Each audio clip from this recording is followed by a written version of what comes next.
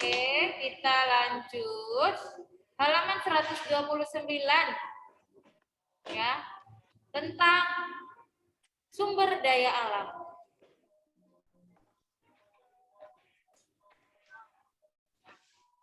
Nah, kemarin udah kita bahas juga kan sedikit tentang alam, ya. Hari ini kita bahas tentang apa-apa saja sumber daya alam. Ya.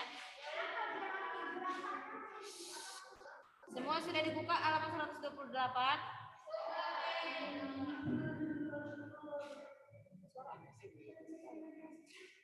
Oke. Nah, jadi sumber daya alam berarti ada di bumi, ya kan? Di bumi kita, dan itu diperlukan oleh makhluk hidup. Apa saja makhluk hidup? Manusia, hewan, tumbuhan, ya kan? Fernando, apa saja makhluk hidup tadi? Manusia, hewan, dan tumbuhan, ya kan? Oke, jadi kira-kira inilah alam kita, bumi kita, ya. Ada hijau, ada putihnya, ada birunya, air, awan, iya, maksudnya udara, ya. Oke. Sumber daya alam, yuk lihat yang halaman 129. Si Gavin baca.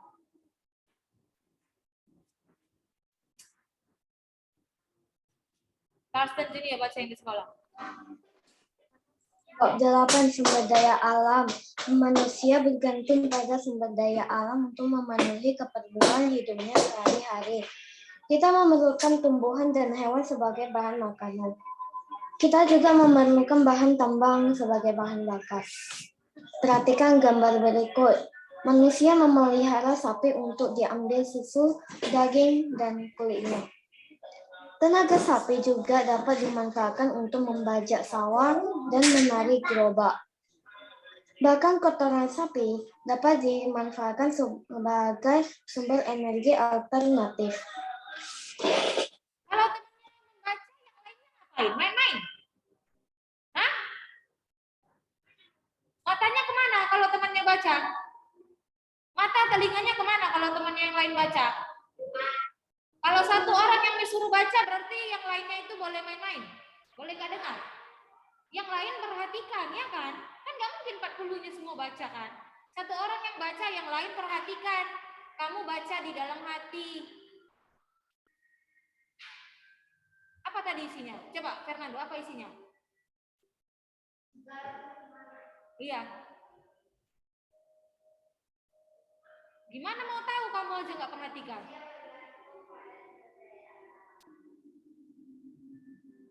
Kalau temannya baca, kamu juga baca, tapi jangan keluar suara. Gitu kan, seharusnya kan? Matanya perhatikan, mana bukunya, mau lihat buku boleh, mau lihat slide juga boleh. Bukan berarti disuruh satu orang baca, yang lain boleh main-main. Jadi satu orang aja yang belajar. Kalau gitu nanti semua disuruh pulang aja, yang satu orang aja yang belajar.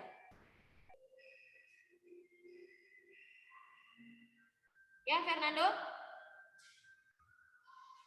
Manusia katanya bergantung pada sumber daya alam. Untuk kamu, Miss, dan semua memenuhi kebutuhan hidupnya, kita harus atau kita perlu tumbuhan dan hewan di sekitar kita. Ya kan? Kita perlu bahan-bahan untuk mensuplai hidup kita. Makanan, minuman, ya kan? Harus makan setiap hari, harus minum setiap hari. Bisa didapat dari mana? Tumbuhan dan juga hewan. Iya. Kita perlu selain makanan dan minuman dari hewan, kita juga perlu yang lain. Nih, contohnya, kita perlu bahan tambang seperti bahan bakar. Perhatikan gambar hewan berikut ini. Apa itu hewannya? Karsten, hewan apa itu Karsten? Sapinya lagi di mana? Lagi makan di mana? Padang rumput, ya kan? Nah, tadi di situ dikatakan perhatikan hewan tersebut. manusia itu memelihara sapi untuk diambil susu, daging, dan kulitnya. Kalau zaman dahulu, orang-orang itu belum pintar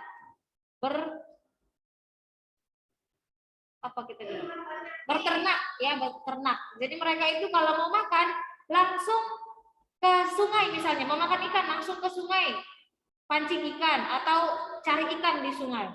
Mau makan daging langsung ke hutan cari hewan yang ada di hutan. Misalnya berburu burung, berburu hewan-hewan atau sapi di hutan.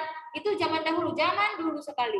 Sebelum manusia itu maju. Tapi sekarang manusia itu sudah semakin maju, ya kan? Sudah bisa berternak.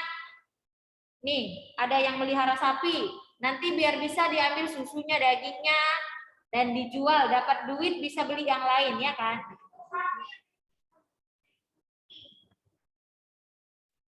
Manusia ada yang putih, ada yang hitam. Jadi sapi nggak boleh. Sapi juga ada yang warna coklat. Dia manusia. Dia manusia. Oke.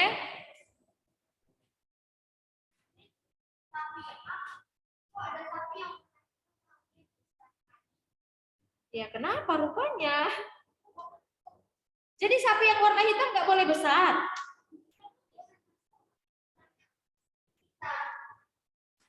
Ya nggak apa-apa. Coba siapa pernah pelihara anjing? Pernah lihat anjing yang melahirkan? Induknya misalnya warna putih, tahu-tahu anjingnya itu warna hitam. Nah, kenapa masalah dengan warna? Enggak. Laki-laki. Ya kan? Ada kamu satu keluarga, kamu rambutnya lurus, rupanya adik kamu rambutnya keriting. Karena dia yang turun, rambut keriting itu ke dia turunnya. Kenapa, Karsten?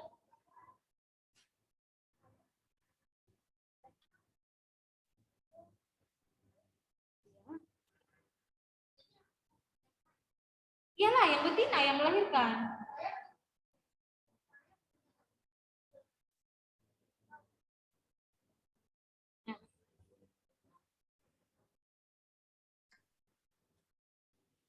Oke. Ini saya ada pelihara anjing. Coklat, putih. Iya, warnanya keren. Itu hanya warna. Ya. Oke. Jadi intinya di sini adalah kita bisa menggunakan hewan untuk menolong manusia. Bisa kita ambil dagingnya, susunya, kulitnya. Atau tenaganya untuk mendorong gerobak. Nih. Mendorong gerobak. Dan kotorannya itu bisa dipakai untuk sebagai energi alternatif. Ayo, udah pernah belajar kita kan? Kotoran hewan digunakan sebagai energi. Apa nama energinya? Apa nama energinya? Siapa masih ingat? Halaman 83. Apa itu? Biomasa. Biomasa itu nanti kotoran hewannya dikumpulkan, nanti gasnya itu ditampung dan dialirkan untuk memutar turbin sebagai bahan bakar. Dihasilkanlah energi alternatif, yaitu energi biomasa. Ya, oke. Dan selanjutnya dikatakan halaman 130 ada jenis sumber daya alam, ada dua. Apa saja? Sumber daya alam yang dapat diperbarui dan sumber daya alam yang tidak dapat diperbaharui. Ya, kalau sumber daya alam yang dapat diperbaharui yang mana? Sumber daya alamnya itu tersedia, dapat dikelola dan jumlahnya dapat diperbanyak. Itu namanya kalau yang dapat diperbaharui. Biomasa tadi itu dapat diperbaharui atau tidak? Dapat, ya. Jadi jumlahnya itu dapat dikelola, tersedianya banyak dan bisa diperbanyak jumlahnya. Nih, contohnya apa?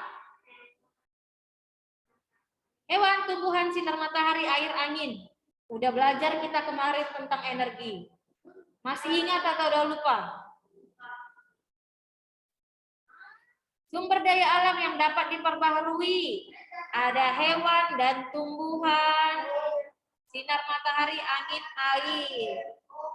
Ini kamu kalau bernapas pakai angin, kamu bernapas terus angin itu dipakai untuk memutar kincir angin, bisa habis angin? Karsten. Pernah habis angin? Enggak kan? Pernah habis matahari sinarnya? Enggak. Pernah habis air? Pernah? Air itu tidak habis, hanya saja mungkin di satu tempat dia. Tapi di tempat lain kan nggak pernah habis air. Iya kan? Air itu tetap mengalir. Tetap Air ada, tidak tetap banyak. habis. Lautan nggak pernah kering, ya kan? Seperti matahari. Kalau mau bertanya, angkat. Oke, kalau sumber daya alam itu yang dapat diperbaharui ya. Dia dapat diperbaharui, jumlahnya banyak. Tidak akan habis-habis kalau kita pakai. Kalau yang tidak dapat diperbaharui ini adalah sumber daya alam yang memiliki jumlahnya terbatas. Kalau kita ambil, kita pakai akan habis dan jumlahnya itu tidak bisa diperbanyak atau nggak bisa diproduksi lagi gitu loh. Contohnya apa? Minyak bumi, emas, besi, berbagai tambang. Miss kemarin udah pernah cerita kalau dulu pakainya untuk memasak itu adalah minyak tanah. Pernah kan? Sekarang pakai apa kita masak?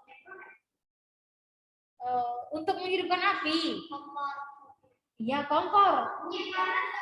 Pakai bahan bakarnya apa? Gas.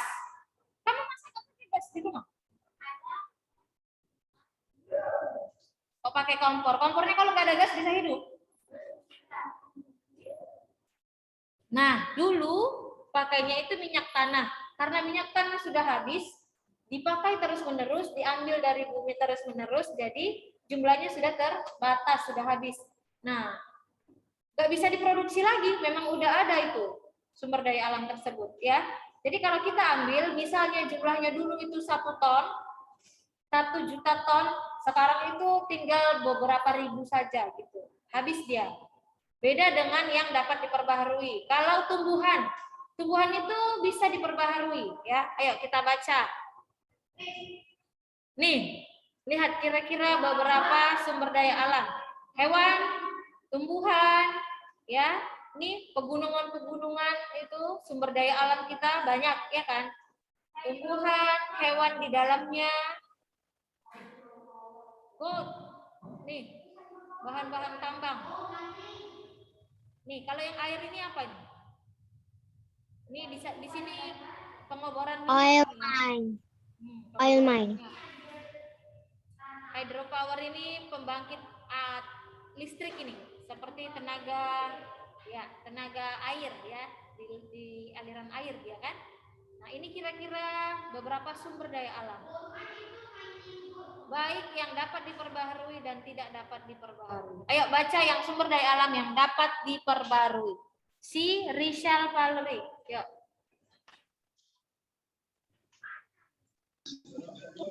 Sumber daya alam yang tidak dapat diperbarui merupakan sumber daya alam yang akan habis jika digunakan terus-menerus. Contoh. Ya, lanjut.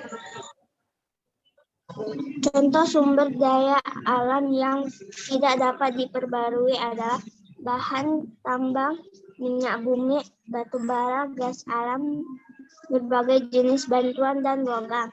Sumber daya alam yang tidak dapat diperbarui disebut juga sumber daya alam tak terbarukan. Emas dan batu permata merupakan sumber daya alam tak terbarukan yang banyak dimanfaatkan sebagai perhiasan.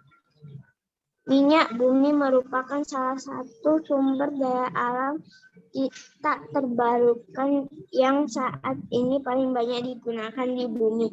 Minyak bumi terbentuk dari penguraian sisa tumbuhan. Bisa baca yang dapat diperbarui.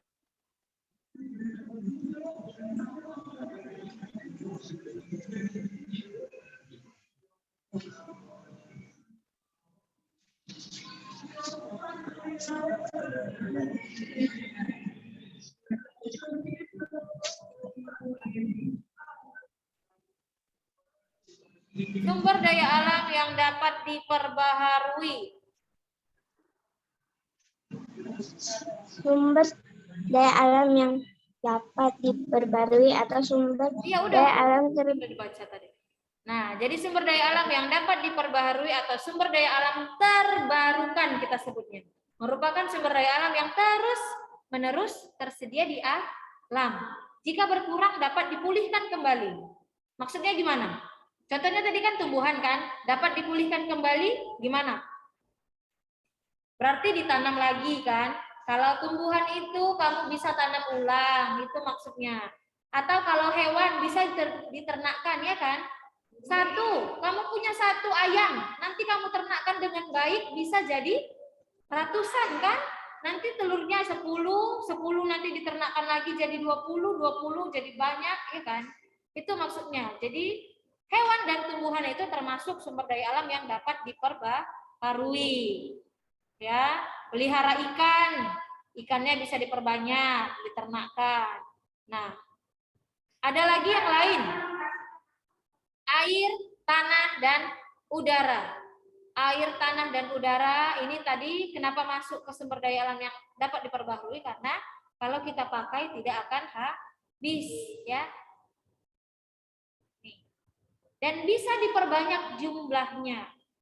Atau kita gunakan untuk menghasilkan tenaga yang baru. Udara, air bisa digunakan sebagai apa?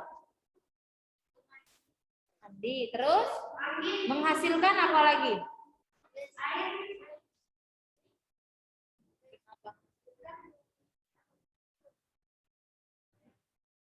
Ya, bisa dikembangkan. Berarti kemarin kita belajarnya apa? Lupa. Bisa menjadi pembangkit listrik, iya kan? Air jadi pembangkit listrik tenaga air. Kalau angin pembangkit listrik tenaga bayu, kincir angin. Ini sudah kasih lihat videonya pun. Kincir angin, kincir air. Kalau dari sinar matahari pakai panel surya, ya kan? Bisa menghasilkan banyak energi yang lain. Ini dia. Air termasuk sumber daya alam yang dapat diperbaharui karena air di bumi akan selalu ada. Karena apa? Siklus air. Hujan turun ke bumi. Nanti menguap lagi. Karena panas dia menguap lagi, naik menjadi awan, hujan turun lagi ke bumi. Jadi siklus dia berputar. Air itu nggak pernah habis. Angin juga nggak pernah habis. Sinar matahari kamu pakai tidak pernah habis. Ya, kenapa Karsten? Hah? Ya kan tadi udah menjelaskan tumbuhan. Tumbuhan kalau cuma satu, bisa nggak kamu tanam ulang? Bisa kan?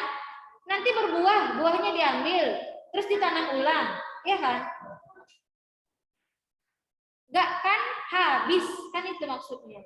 Beda dengan kalau tumbuhan ya mati dia. Mati nggak kalau tumbuhan udah tua? Mati. Tapi kan dari buahnya bisa kita tanam lagi kan? Atau dari batangnya nanti di stek, ditanam lagi jadi tumbuhan baru.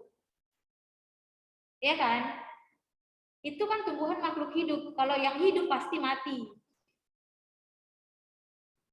Ada yang makhluk hidup tidak mati? Ya udah, beda kan? Kalau air makhluk hidup? Enggak, makanya dia mengalami siklus. Menguap hujan, turun lagi ke bumi, menguap lagi, jadi awan, turun lagi hujan, jadi air lagi ke bumi. Kalau tumbuhan kenapa masuk ke dalam sumber daya alam yang dapat diperbaharui? Karena bisa dibudidayakan. Ikan juga, kalau kamu punya cuma 2 ikan, nanti bisa diternakkan jadi banyak, ya kan? Kan ikan bisa bertelur. Itu maksudnya. Oke? Nih dia. Apa ini? Gambar apa ini? Panel surya? Kincir? Kincir angin. Ini memakai tenaga angin, angin yang tidak ada habis-habisnya. Ya, kalau dari air pakai kincir air. Ya, oke? Itu sumber daya alam yang dapat diperbaharui. Kalau yang tidak dapat diperbaharui, yuk baca sih. Siapa mau baca?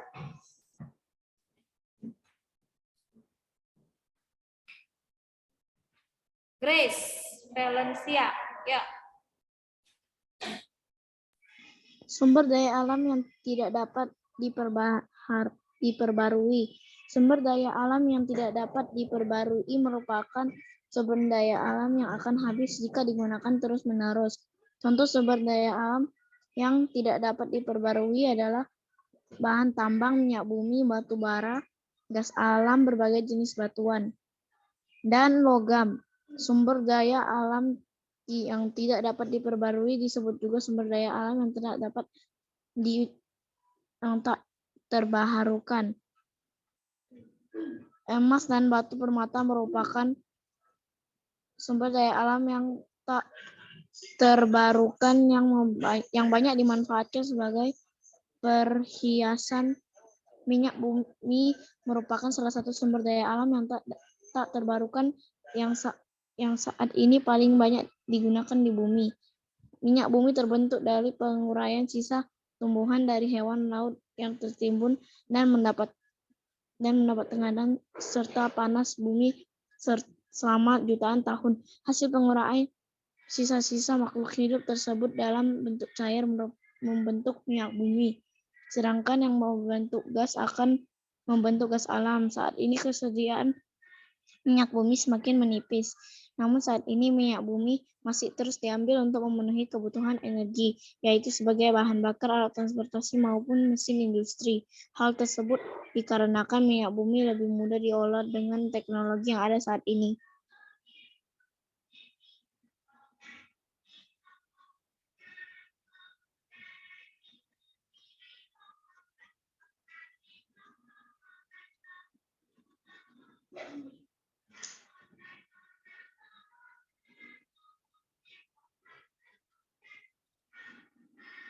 Nah, sumber daya alam tidak dapat diperbaharui. Ini yang akan habis.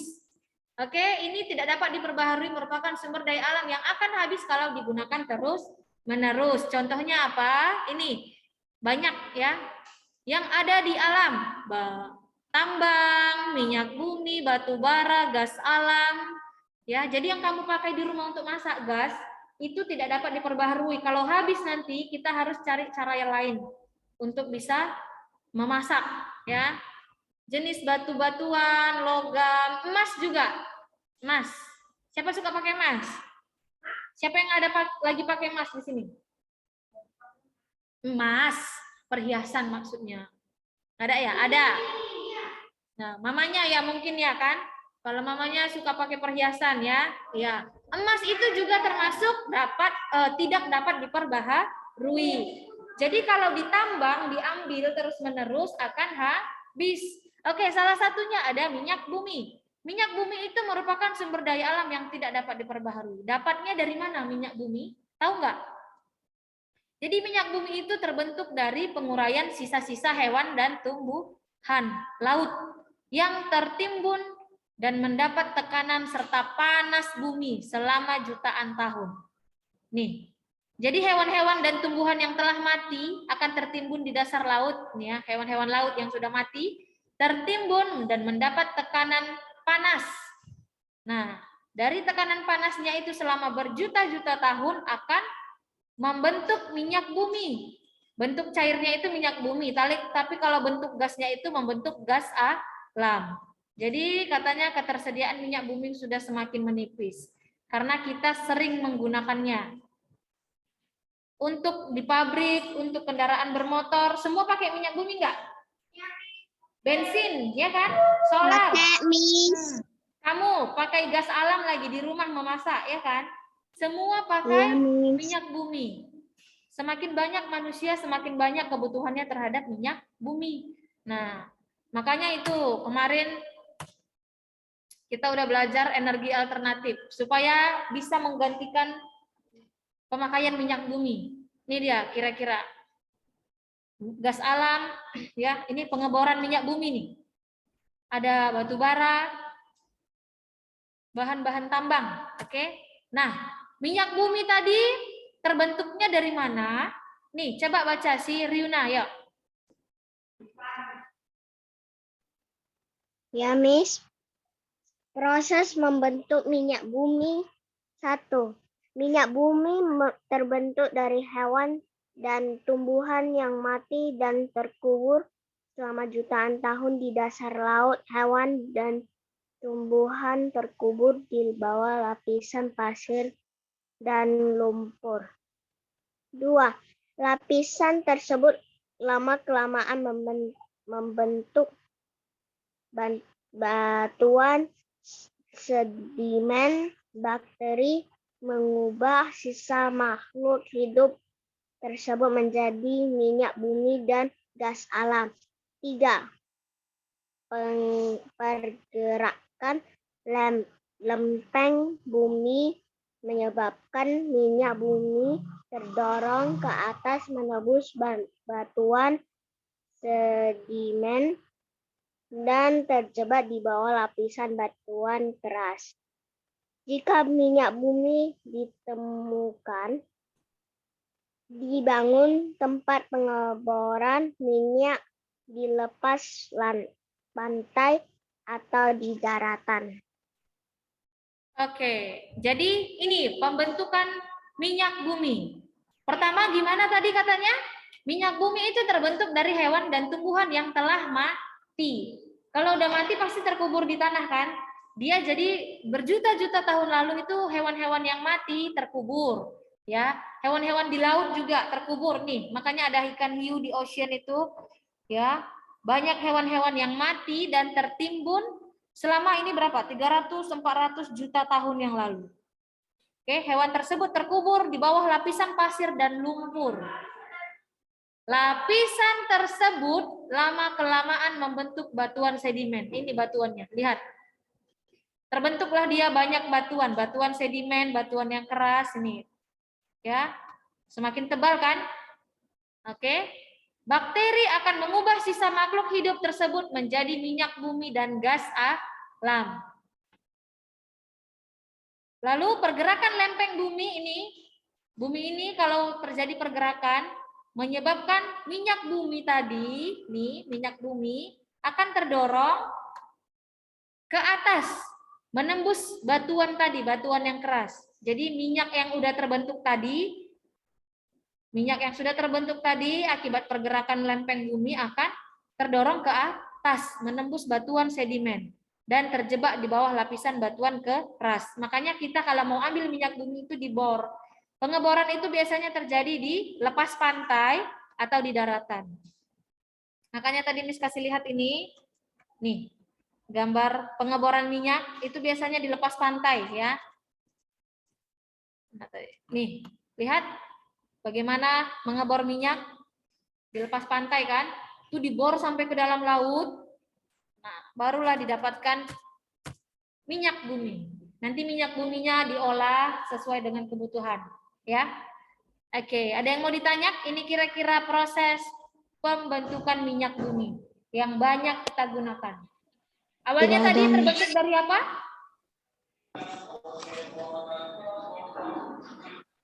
Kenapa yang di rumah ada yang mau tanya?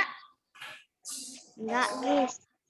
Hewan dan tumbuhan yang mati dan terkubur selama jutaan tahun di dasar laut. Jadi minyak bumi yang kamu pakai itu ada karena ini hewan dan tumbuhan yang dulu-dulunya itu sudah mati. Membentuk minyak bumi dan sekarang bisa kita pakai. Jadi kalau kita pakai terus-menerus, ketersediaannya akan menipis, ya kan? Karena kan dia terbentuk secara alami dari bangkai atau hewan-hewan yang telah mati dulu. Ya. Oke. Pelajaran kita sampai di sini. Miss mau absen dulu.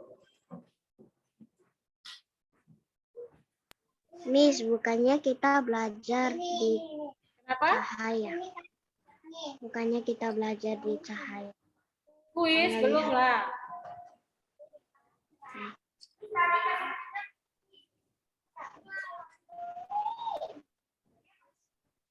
Kita nggak belajar cahaya penglihatan, Miss. Kenapa? Kita Kita nggak apa? belajar cahaya penglihatan. Cahaya matahari. Belajar cahaya penglihatan. Cahaya penglihatan.